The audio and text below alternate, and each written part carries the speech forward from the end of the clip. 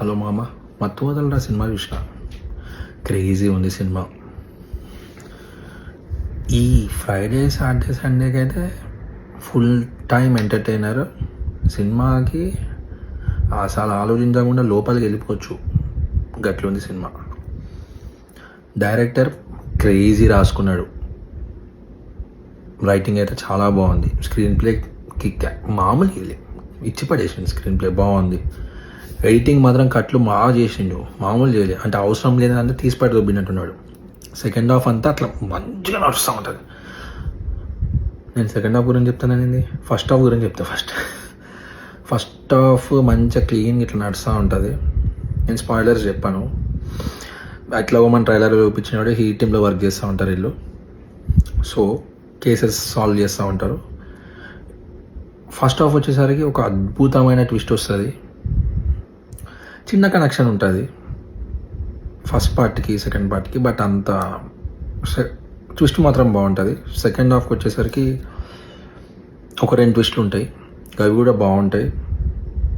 నేనైతే ఎక్స్పెక్ట్ చేయలేదు, మీరు ఎక్స్పెక్ట్ చేస్తే అది మంచిదే అది. అండ్ డైరెక్టర్ చాలా బాగా రాసుకున్నాడు. ఫస్ట్ చెప్పినట్టు మ్యూజిక్ కాలాబెరియా ఇచ్చి పడేసింది అట్లా అని. అట్లాగే మన ఫరియా పాప, మన చిట్టి అద్భుతమైన యాక్టింగ్ చేసింది. అండ్ సినిమాలో కూడా బాగా చేసింది, ఇచ్చేసింది ఇట్లా. అండ్ మన సునీల్ ఉంటాడు. సునీల్ క్యారెక్టర్ కూడా బాగుంటుంది. అండ్ అద్భుతమైన క్యారెక్టర్ ఎవరిదంటే ఈ సినిమాలో తస్కరించుట మన సత్యది. సత్య మొత్తం సినిమా మొత్తం సత్య కామెడీతో. అండ్ సత్యను సింహానే కనపడుతూ ఉంటారు. సత్య కామెడీ అయితే పీక్స్, అసలు పీక్స్. మధ్యలో వెన్నెల కిషోర్ వచ్చినా వెన్నెల కిషోర్ని దాటిండు సత్య.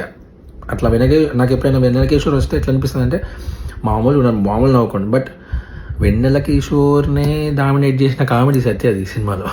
నాకైతే సత్య కామెడీ బాగా నచ్చింది. అండ్ అందరూ బాగా చేసిండు. And crazy cinema, crazy. ఈ వీకెండ్లో ఫుల్ టైం ఎంటర్టైనర్ అంటే ఇదే.